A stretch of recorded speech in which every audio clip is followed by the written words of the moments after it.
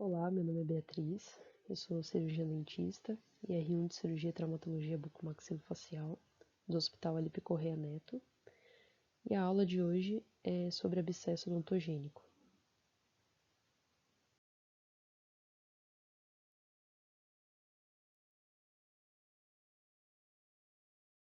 Será abordado o conceito e introdução ao tema, suas apresentações clínicas, sua propagação, microbiologia, como é feito seu diagnóstico, tratamento e os antibióticos utilizados como terapia adjuvante.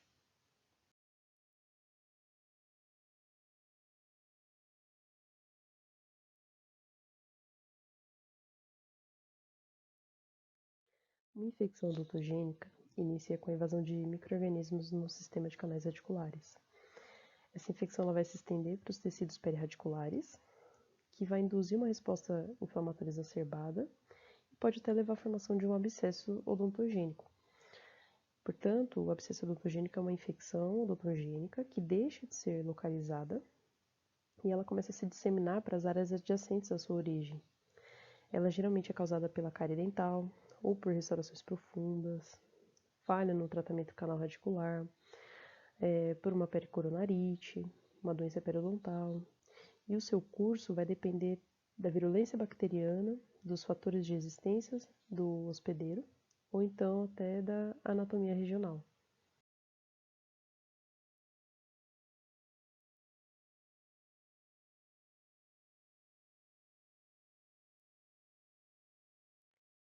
O diagnóstico de uma infecção odontogênica tem que se basear na queixa principal, na história do problema atual, principalmente nos sinais e sintomas clínicos, e aí como complemento também, exames radiográficos e o material que vai ser obtido para ser submetido à cultura e antibiograma, ou então cultura e teste de sensibilidade.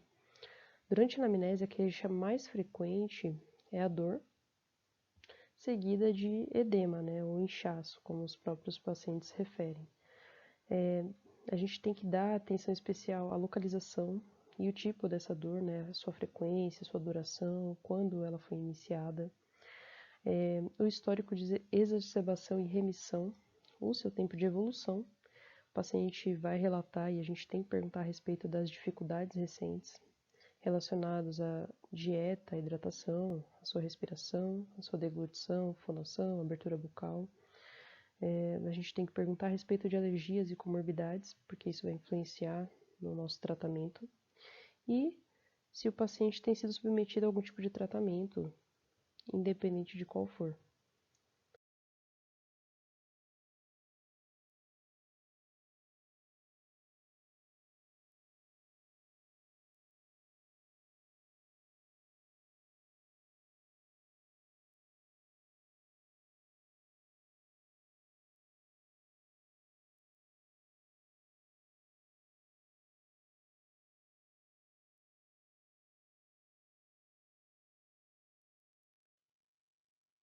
Durante o exame físico, vamos observar alguns sinais e sintomas clínicos, e aqui alguns estão listados. Então, a gente pode observar no paciente edema, dor espontânea ou apalpação, hiperemia, hipertermia local, base mandibular, muitas vezes não palpável, né, em casos mais graves principalmente. O paciente pode se mostrar prostrado, né, uma face tóxica de sofrimento, histórico de febre, linfadenopatia regional. Quando o paciente tiver uma obstrução parcial de via aérea, ele vai adotar algumas posições para reposicionar, ou na tentativa de reposicionar a via aérea sobre a traqueia. Essas posições são a posição de cheirar ou de farejar, que é quando o paciente vai inclinar a cabeça para frente, como se ele estivesse cheirando uma rosa, né, escrito na literatura, ou então ele vai inclinar lateralmente o pescoço. Além disso, o paciente vai apresentar trismo, ele vai apresentar um odor fétido sendo exalado da cavidade bucal. Em alguns casos, a drenagem de secreção purulenta espontânea, seja intra ou extraoral. A gente vai observar dentes cariados, não vitais, né, ou impactados, tanto clinicamente quanto radiograficamente. e esses dentes apresentarão sensibilidade à expressão, à percussão, à temperatura mesmo, seja frio ou calor, depende. Um edema é assoalho bucal, ou então edema em língua, deslocamento dessa língua para a região posterior e superior. Disfagia, e disfagia tanto para se alimentar quanto para se hidratar e às vezes até para deglutir a saliva, e aí o paciente fica babando. Disfonia e dispneia.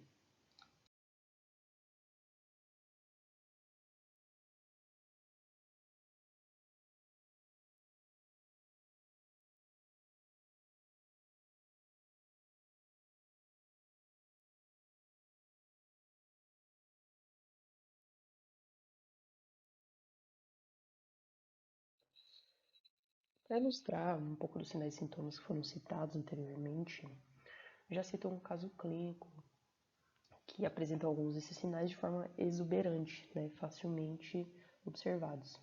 A paciente do sexo feminino, de 42 anos, leucoderma, chegou ao pronto-socorro da bucomaxilo por meios próprios, relatando que há 5 dias ela havia realizado a exodontia de dentes inferiores e posteriores do lado esquerdo e vinha evoluindo com um aumento de volume em regiões bucal e submandibular do lado direito, região submentoniana, regiões submandibular do lado esquerdo e temporal do lado esquerdo. Esse edema ele já estava se estendendo para a região cervical e torácica. A base mandibular do lado direito ela não era palpável. Apresentava hiperemia e hipertermia local nas regiões submandibular, estendendo-se também para a região cervical e torácica. Além disso, a paciente apresentava trismo, lesões ulcerativas no lábio superior. A cavidade bucal estava exalando um odor fétido muito forte e ela já apresentava também drenagem de secreção purulenta intrabucal. Ela apresentava queixa álgica intensa na região submandibular, cervical, torácica também. Apresentava disfagia, disfonia e até dispneia.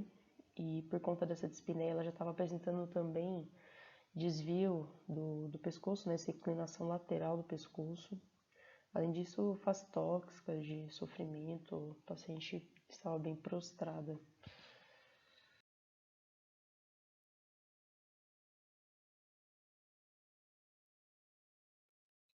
Para falar um pouco mais de trismo, que é um sinal clínico bem comum nos pacientes com abscesso odontogênico, trago mais uma vez uma foto da paciente citada anteriormente e, como é apresentado, é a incapacidade de abrir a boca amplamente. E acontece pela inflamação dos músculos da mastigação, geralmente pela infecção que acomete o espaço mastigatório. Para mensurar o trismo, a gente tem que medir a distância vertical entre os incisivos superiores e inferiores. E é descrito na literatura e visto na prática diária que quando essa abertura ela é menor que 30 milímetros, dificulta o trabalho do anestesista, né? Então, está correlacionada com a intubação endotraqueal difícil. E pode ser um único sinal visível externamente de uma infecção que está acometendo o espaço ptérigo-mandibular.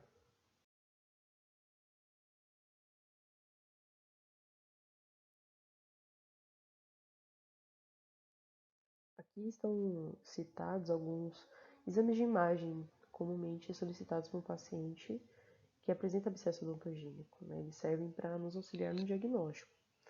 A radiografia panorâmica ela vai ajudar tanto a revelar quanto a rastrear uma infecção odontogênica e, além disso, ela vai nos fornecer imagens mais detalhadas do dente que está associado à infecção, o seu grau de destruição.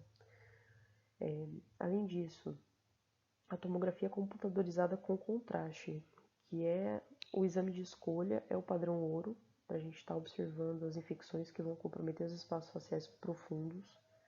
Ela ajuda a identificar também a compressão ou até o desvio da traqueia, presença de gás, de lojas infecciosas. E a ressonância magnética, ela tem a mesma função que a tomografia computadorizada. Ela pode ser solicitada para estar localizando infecções profundas, né, que acometem espaços faciais da cabeça e do pescoço.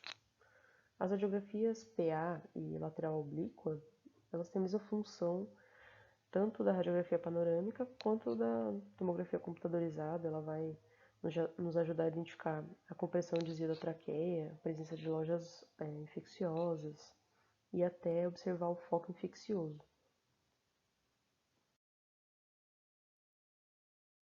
Para observar algumas alterações decorrentes do abscesso nas radiografias, trago aqui algumas radiografias da paciente que tem sido citado também anteriormente. Na anteroposterior de face dela, é possível observar que na região mandibular posterior do lado esquerdo há uma radiolucência associada à região que está sofrendo a infecção. Na lateral oblíqua, principalmente na esquerda, é possível observar essa radiolucência também, como foi visto na anteroposterior, e dá para perceber o grau da radiolucência se comparar com a radiografia do lado direito. Ainda na lateral oblíqua esquerda, a gente percebe uma radiolucência envolvendo a região de periápse daquele molar ali na região, também o contorno dos alvéolos dos dentes que foram extraídos previamente. Ainda da paciente que vem sendo relatada, aqui está a tomografia computadorizada dela, na qual a gente consegue perceber um aumento de volume difuso dos tecidos moles, tanto da região facial quanto cervical. Presença de lojas infecciosas, presença de gás em alguns espaços que estão sendo acometidos, como por exemplo, na primeira foto, o acometimento do espaço temporal do lado esquerdo. E nas imagens seguintes a gente consegue perceber a presença dessas lojas infecciosas nos espaços sublingual, submandibular, submassetérico, pitérico-mandibular, faringolateral, paratraqueal. E essa infecção ela foi tomando grandes proporções, indo além dos espaços faciais, atingindo região cervical e até região torácica, ali próximo ao mediastino. Essa paciente já apresentava também desvio da traqueia, portanto, como foi visto no clínico, uma inclinação ali do pescoço. Um outro caso clínico, mas de forma mais branda e como é visto comumente, é de um paciente do sexo masculino, de 35 anos, leucoderma, chegou ao PS apresentando um aumento de volume na região submandibular, bucal e de lábio inferior. Intrabucal a gente percebia também abalamento do fundo do sulco mandibular do lado esquerdo. O paciente apresentava uma dor intensa e os dentes 35, 36 e 37 com uma extensa destruição causada por cárie. E esse paciente apresentava esse edema com evolução de um dia. E no seu exame de imagem é possível observar os restos radiculares desses referidos dentes envolvidos por imagem radiolúcida associada ao abscesso odontogênico.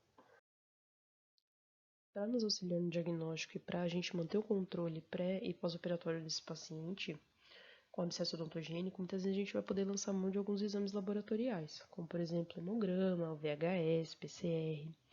Especificamente no hemograma, a gente vai perceber num paciente sem comprometimento sistêmico uma leucocitose acontecendo, um aumento do número de leucócitos. E essa característica é vista como algo positivo no sentido de que vai estar sinalizando para a gente que o organismo está reagindo frente ao processo infeccioso.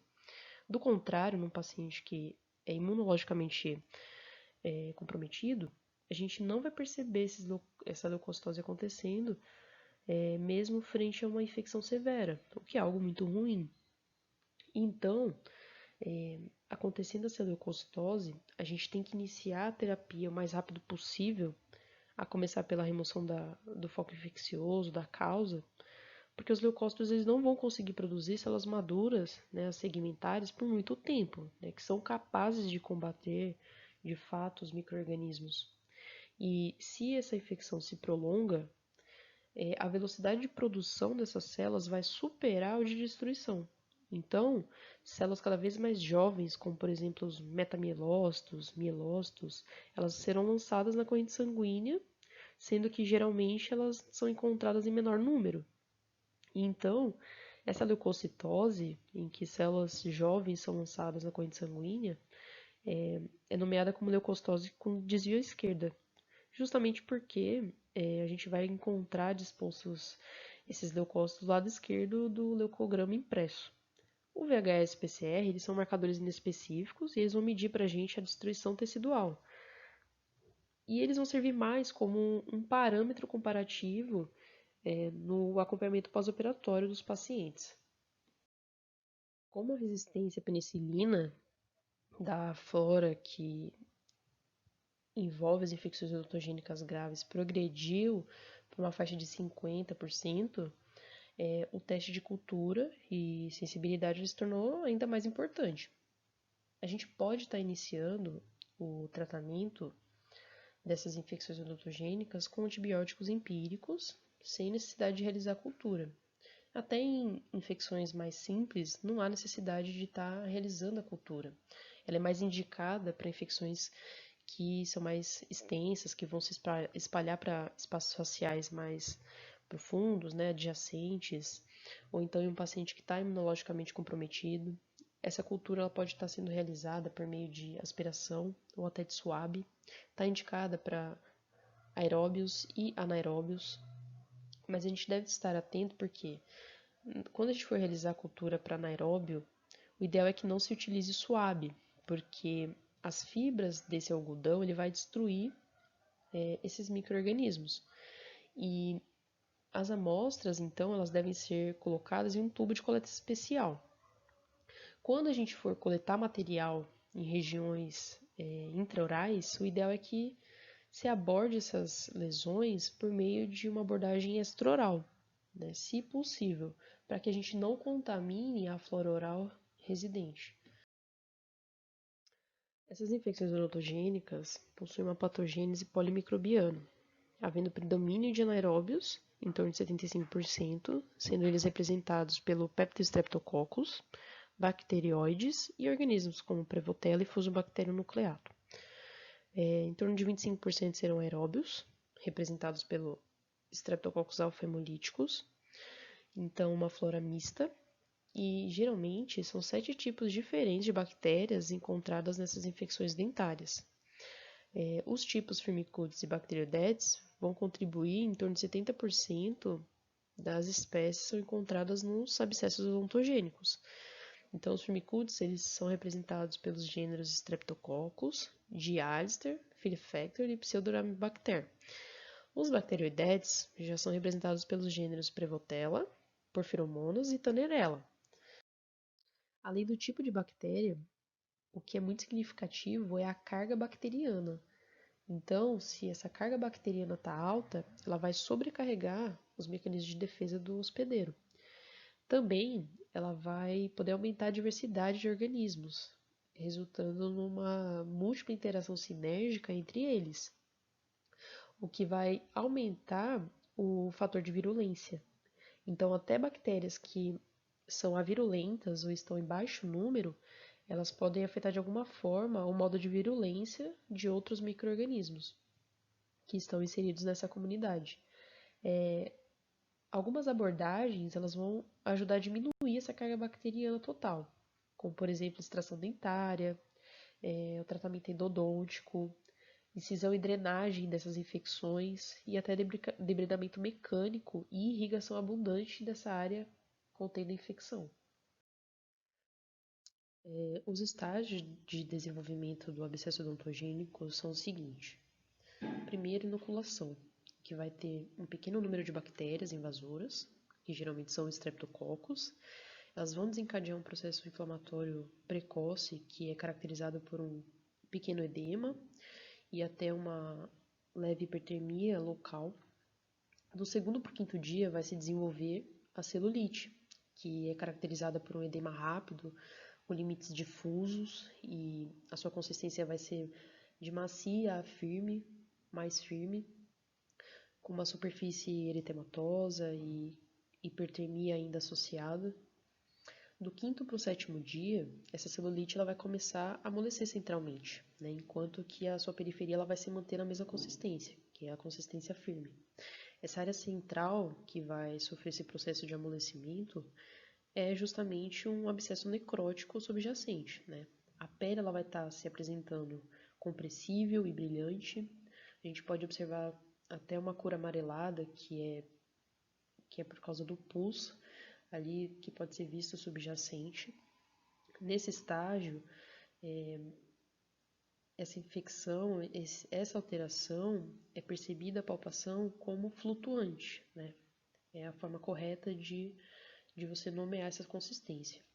E se o abscesso não rompe, seja espontâneo ou cirurgicamente, começa o estágio de resolução, que vai haver diminuição do edema, né, do seu tamanho, do seu rubor, da sua consistência, e essa área edemaciada ela vai continuar firme por um tempo, enquanto permanece ali o processo infeccioso, o processo inflamatório, perdão, para remoção mesmo do tecido necrótico, dos restos bacterianos, e nesse processo, depois desse processo de resolução, a pele ela ainda vai apresentar um ponto de drenagem, com uma cicatriz contraída, enrugada, ou até mesmo com uma fístula de drenagem crônica.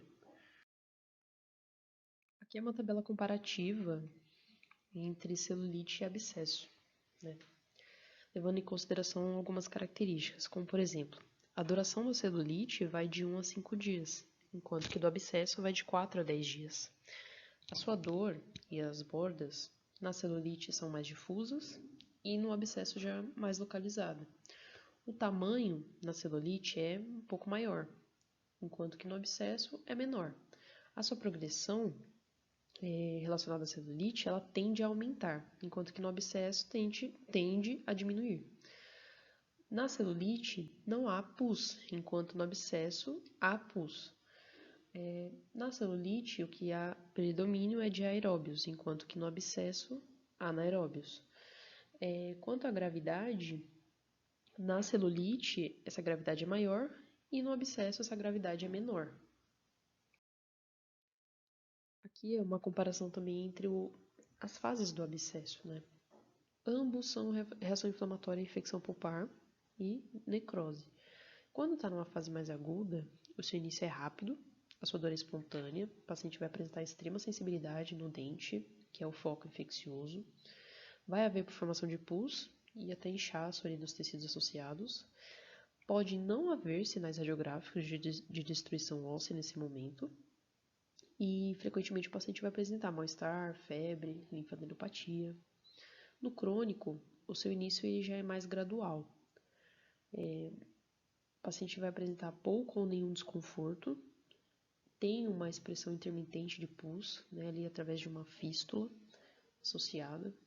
E radiograficamente a gente vai perceber destruição óssea, né, característica com uma radiolucência.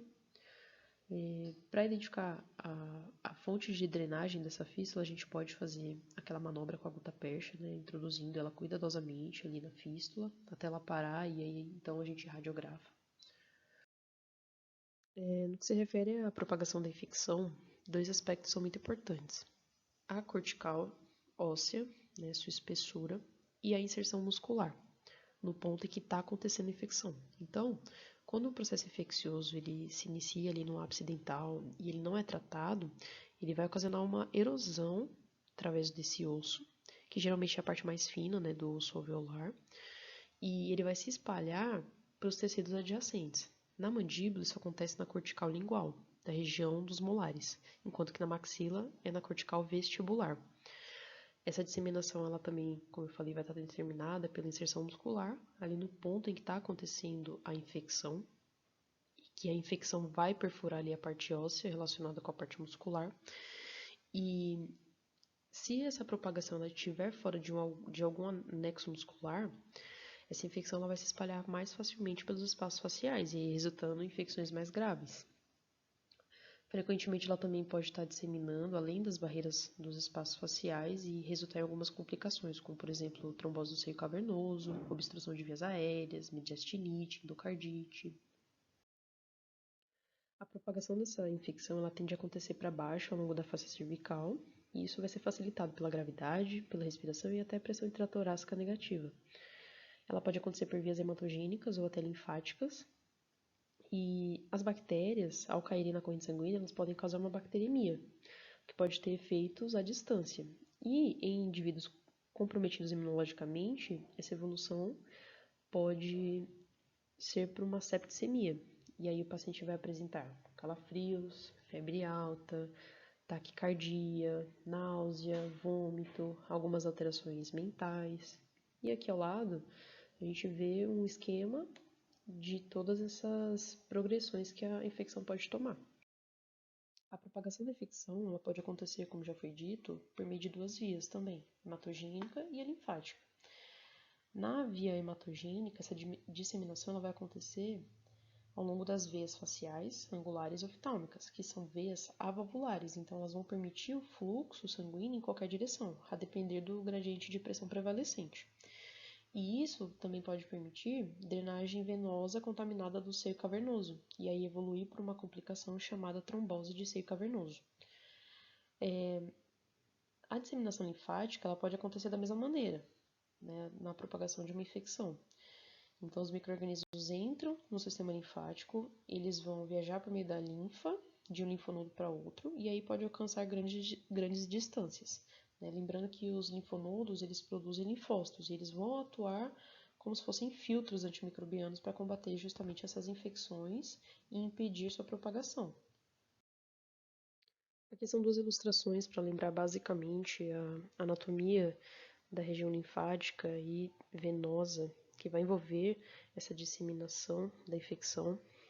Ali na parte linfática, prestar atenção nos linfonodos, né, nas cadeias mastoidea, parotídea, facial, submandibular, submentual, jugular anterior, júgulo de gástrico, cadeia cervical, enfim.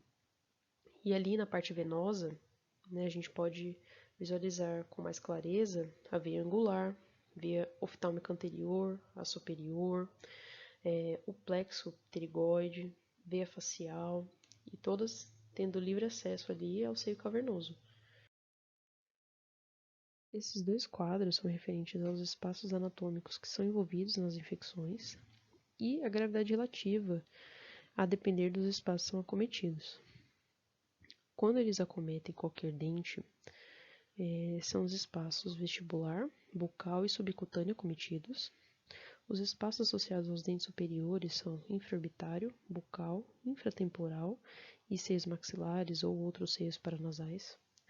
Os espaços associados aos dentes inferiores são espaço do corpo da mandíbula, os espaços perimandibulares, que são submandibular, sublingual e submentoniano, espaço mastigatório, que aí inclui submacetérico, pterigomandibular, temporal superficial e profundo. Além disso, os espaços profundos do pescoço, que é o faríngeo lateral, retrofaríngeo, pré-traqueal, espaço potencial e pré-vertebral. Quando esses espaços eles oferecem pouca ameaça às vias respiratórias ou outras estruturas vitais, eles são considerados de baixa gravidade. Quando há obstrução de via aérea ou potencial de obstrução de via aérea, já é considerado uma gravidade moderada. E de alta gravidade é quando há ameaça direta às vias aéreas e até de estruturas vitais adjacentes. Após a perfuração óssea que a infecção odontogênica vai causar, ela pode estar se exteriorizando para diversas localizações, a depender da espessura óssea e da inserção muscular associada à área de perfuração óssea, como já foi dito. As possíveis localizações são vestibular, bucal, palatino, sublingual, submandibular e até para seio maxilar. O espaço mastigador ele tem como limite o masseter, o músculo pterigoide medial, temporal e até o crânio. Os espaços temporal superficial, temporal profundo, submassetérico e pterigomandibular vão compor o espaço mastigador. Os espaços temporais superficial e profundo eles são separados pelo músculo temporal. O músculo pterigoide lateral ele vai dividir o espaço pterigomandibular da porção infratemporal do espaço temporal profundo. E o arco zigomático ele vai dividir o espaço temporal superficial do espaço submassetérico. Falando um pouco dos espaços faciais, primeiramente o espaço canino, ele pode ser infectado decorrente da infecção dos caninos superiores ou até dos dentes vizinhos, e geralmente ele vai surgir na forma de um edema no sulco vestibular. distorcendo a asa do nariz e pode chegar até a região orbital, provocando edema das pálpebras. Ele é delimitado pela superfície anterior da maxila e superiormente pelo músculo elevador do lábio superior e da asa do nariz. Nesse espaço especificamente, há um risco de disseminação superior da infecção que pode causar a trombose de seio cavernoso. O espaço bucal ele vai se situar entre o músculo bucinador, a pele suprajacente e a face superficial. E tipicamente ele vai se estender do nível do arco zigomático à borda inferior da mandíbula e da comissura labial até a porção anterior do músculo masséter. E geralmente ele está envolvido com os dentes molares superiores e inferiores. Falando sobre outros dois tipos de espaços, nas duas primeiras imagens, uma infecção orbitária subperiosteal que se originou de um dente descido. E aí a gente percebe o eritema periorbital e até deslocamento lateral da pupila do paciente. Na tomografia, a gente vai observar uma opacidade dos seios maxilar e etimoidal do lado afetado e até um espessamento subperiosteal ao longo das paredes orbitárias, medial e inferior. E ao lado a gente percebe a infecção do espaço do corpo mandibular, que é bem localizada ali, e ela dá um aspecto até de como se a própria mandíbula estivesse aumentada, O espaço sublingual ele vai estar situado entre a mucosa oral e o músculo milioide. Ele vai estar primariamente envolvido pela infecção dos premolares inferiores e até do primeiro molar inferior. A sua borda posterior é aberta, então, naturalmente, ele vai estar em comunicação com o espaço submandibular. Ele pode provocar um aumento de volume intraoral do assoalho bucal e, consequentemente, pode até deslocar a língua superiormente ou até posteriormente, havendo potencial de obstrução de via aérea. O espaço submandibular ele vai estar localizado entre o músculo milioide e a camada anterior da face cervical profunda. Ele vai provocar um aumento de volume que é similar a um triângulo invertido, com a sua base para a borda inferior da mandíbula. Os seus lados eles são determinados pelos ventres anterior e posterior do músculo digástrico e o ápice no osso hioide. A gente tem que prestar atenção porque a extensão posterior do espaço submandibular ele vai estar em comunicação com os espaços faciais profundos do pescoço. O espaço submentoniano ele vai estar situado entre os ventres anteriores dos músculos digástrico, direito e esquerdo, o músculo milioide e a face suprajacente. As infecções isoladas desse espaço elas são raras, mas quando ocorrem é em decorrência da infecção dos incisivos inferiores. Mais comumente é o resultado da disseminação de uma infecção que está acontecendo no espaço submandibular e que facilmente pode passar ao redor do ventre anterior do músculo digástrico para entrar no espaço submentoniano. Essa infecção, quando agressiva, ela pode facilmente passar do espaço submentoniano para o espaço submandibular contralateral e então envolver os três espaços. As infecções odontogênicas ainda podem causar uma condição chamada de angina de Ludwig, que é quando os espaços perimandibulares, que são os espaços submandibulares, sublingual e submentoniano, acometidos bilateralmente. É uma celulite com evolução rápida, que pode obstruir as vias aéreas e, se não tratada, comumente ela pode se disseminar para a região posterior, atingindo os espaços faciais profundos do pescoço. Quando ocorre o envolvimento dos espaços cervicais profundos, pode ocorrer sequelas sérias e até mesmo oferecer ameaça à vida do paciente. Pode ocorrer compressão, desvio e até obstrução completa da via aérea, invasão das estruturas vitais, como grandes vasos adjacentes, e permite a extensão da infecção para mediastino e estruturas adjacentes a ele. De início, a infecção ela vai se estender posteriormente a partir dos espaços pterigomandibular, submandibular e sublingual, e encontra o espaço faringolateral. Esse espaço faringolateral ele tem como limites da base do crânio no osso esfenoide até o osso hioide, inferiormente, fica medial ao pterigóide medial, o músculo, e lateralmente ao músculo constritor superior da faringe. Algumas complicações estão relacionadas, associadas à infecção desse espaço. Inclui trombose da veia jugular interna, erosão da artéria carótida interna e interferências nos músculos cranianos, como o glosso faríngeo, vago e hipoglosso. Outra complicação séria seria a progressão dessa infecção para o espaço retrofaríngeo ou até para além dele. O espaço retrofaríngeo, como o próprio nome diz, fica situado atrás dos tecidos moles da região posterior da faringe. Ele é limitado anteriormente pelos músculos constritores da faringe e pela face retrofaríngea e posteriormente pela face alar. Ele vai iniciar da base do crânio até a região inferior de um ponto que varia entre a sexta vértebra cervical à quarta vértebra torácica, onde a face alar vai se unir anteriormente com a face retrofaríngea.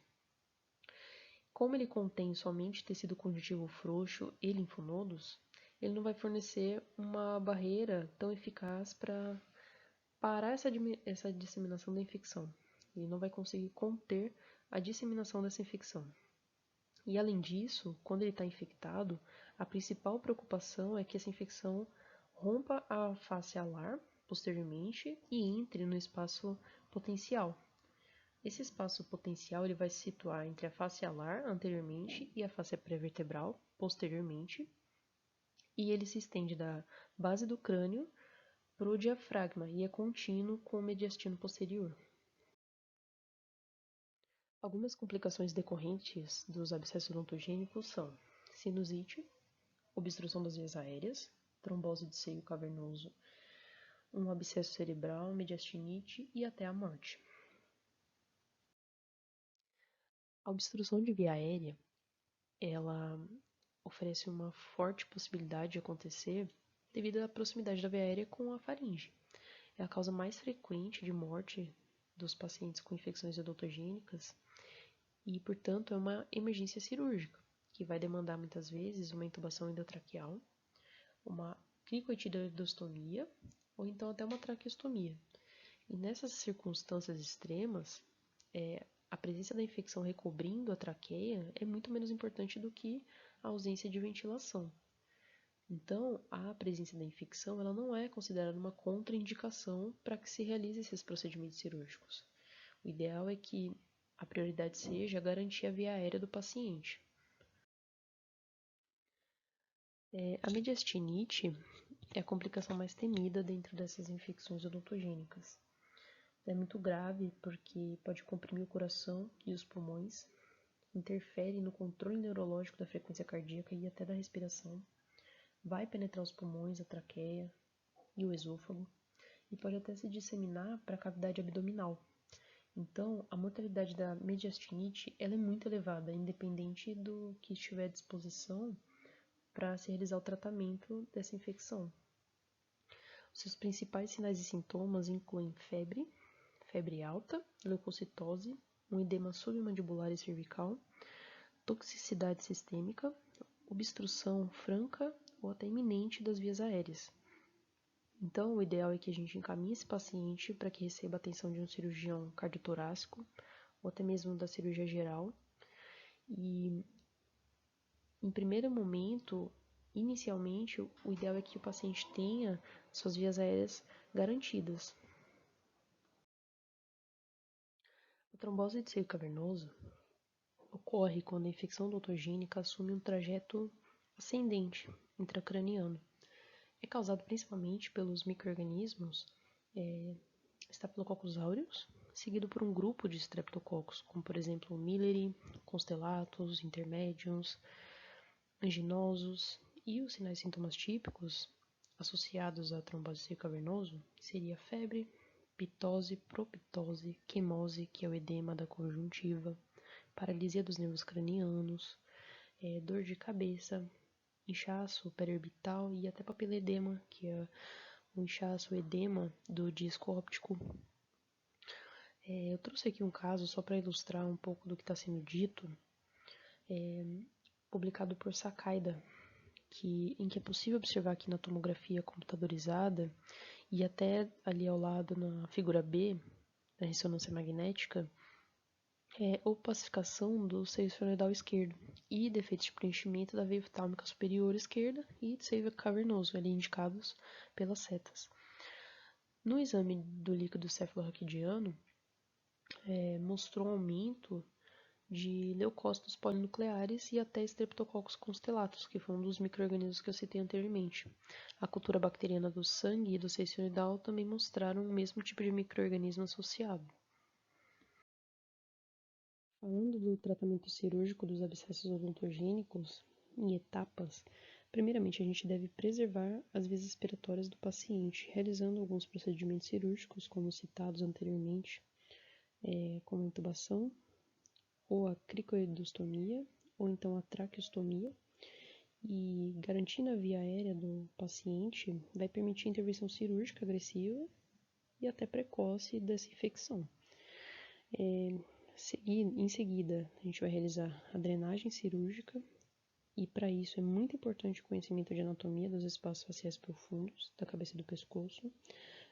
Para isso, a gente vai usar uma incisão pequena e realizar uma dissecção romba sem exposição direta e visualização inteira do espaço anatômico infectado. E uma observação é que, para não danificar estruturas vitais, com a ponta da pinça hemostática, durante a dissecação romba, a gente deve entrar com o instrumental fechado e sair com ele aberto. Concluindo aqui, então, a preservação das vias respiratórias e a intervenção cirúrgica são intervenções mais importantes para o tratamento das infecções graves, ou então para os abscessos odontogênicos de uma forma geral. Depois de iniciada a drenagem, nós devemos dissecar um percurso para a instalação do dreno. E nós vamos instalar o dreno em locais onde a coleção purulenta tem maior probabilidade de ser encontrada. Para isso, é necessário o conhecimento dos trajetos mais prováveis da infecção odontogênica. E aqui ao lado tem um esquema mostrando onde devem ser realizadas as incisões, os acessos, né, para os espaços específicos. E um exemplo aqui, para ficar mais claro, é o seguinte: na drenagem, por exemplo, do espaço submandibular, a dissecção ela precisa passar superiormente e medialmente até que a pinça hemostática ela alcance a tábua medial, né, lingual da mandíbula. E o trajeto mais provável da infecção odontogênica acontecer e entrar no espaço submandibular é por meio da fina tábua lingual, né, como já foi até dito anteriormente, e que também se aproxima dos ápices dos molares inferiores. Claramente, acessos intraorais também podem ser realizados quando bem indicados. Aqui, por exemplo, está sendo mostrado uma incisão vertical intraoral sobre a ráfia epitélio-mandibular, que pode ser utilizado para drenar espaços, como por exemplo o epitélio-mandibular e o submassetérico. Também o compartimento anterior do espaço faríngeo lateral. Depois de realizado o tratamento cirúrgico, é importante que se tome 2 cuidados principalmente. Primeiro, irrigação frequente da ferida e até dos drenos, para que a gente remova o excesso de bactérias, de pus, de coágulos e até de tecido necrótico que se acumulam ao longo dos dias, tanto na ferida quanto no dreno. O curativo oclusivo, que é o segundo cuidado bem importante, ele ajuda a evitar a contaminação hospitalar. E os drenos, eles devem ser retirados quando cessar essa drenagem, e eles podem ser retirados gradualmente ou até de uma vez só. Não há uma evidência a favor de qualquer técnica. O que a gente precisa saber é que o pus geralmente para de fluir em torno de 24 a 72 horas. Uma observação é que os drenos de látex eles são considerados anti-higiênicos e depois de alguns dias eles vão causar exudação de corpo estranho, né? Como se fosse uma reação a corpo estranho. Por fim, a avaliação contínua, novamente citando por meio da clínica diária e laboratorial, que pode ser por meio do hemograma e do PCR, e os cuidados com a ferida, como já citado. Os antibióticos eles são utilizados adjuvantes ao tratamento cirúrgico. Então, quando o paciente for ambulatorial, a gente pode lançar mão da terapia conhecida como empírica. E nessa vai incluir alguns antibióticos como, por exemplo, a amoxicilina, a clindamicina e a azitromicina. E quando o paciente for alérgico à penicilina, a gente pode estar utilizando clindamicina, azitromicina e moxifluxacino. Quando os casos forem mais graves e exigir que o paciente seja admitido em unidade hospitalar, a gente pode estar lançando mão da cultura e antibiograma, ou cultura e teste de sensibilidade, para que a gente avalie essa infecção que vai estar ameaçando as estruturas vitais. E a gente pode iniciar o tratamento empírico, realizar a cultura antibiograma, né, coletando material, e depois da cultura antibiograma, a gente vai selecionar de forma mais efetiva o nosso antibiótico a ser utilizado. Então, no caso dos pacientes hospitalizados, a gente pode estar usando ampicilina mais Subactam, clindamicina, ampicilina mais metronidazol, e nos casos de pacientes alérgicos à penicilina, a gente pode estar usando clindamicina, ceftriaxona, moxifloxacino ou então vancomicina mais metronidazol.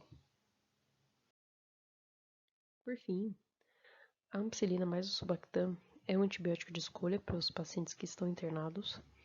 A maior parte da resistência à penicilina entre os patógenos orais é decorrente da síntese de beta-lactamase. Cerca de 25% das variedades dos gêneros Prevotella e Porphyromonas são capazes de sintetizar essa enzima. Outras espécies, como a Fusobacterium e Streptococcus, também sintetizam. E as variedades orais de Streptococcus que sintetizam beta-lactamase são membros do grupo Streptococcus viridans, responsável por muitos casos de endocardite, e não é comum encontrar essa com frequência em abscessos odontogênicos. Streptococcus anginosos, constellatus e intermédios, que são inclusive relacionados à trombose de seio cavernoso, são víridas e eles compreendem o grupo de Streptococcus miller, o grupo mais achado dos abscessos odontogênicos e que felizmente ainda permanecem sensíveis a penicilinas naturais e semissintéticas. Portanto, é razoável sim o uso de amoxicilina mais Subactam ou alternativamente a amoxicilina mais o metronidazol.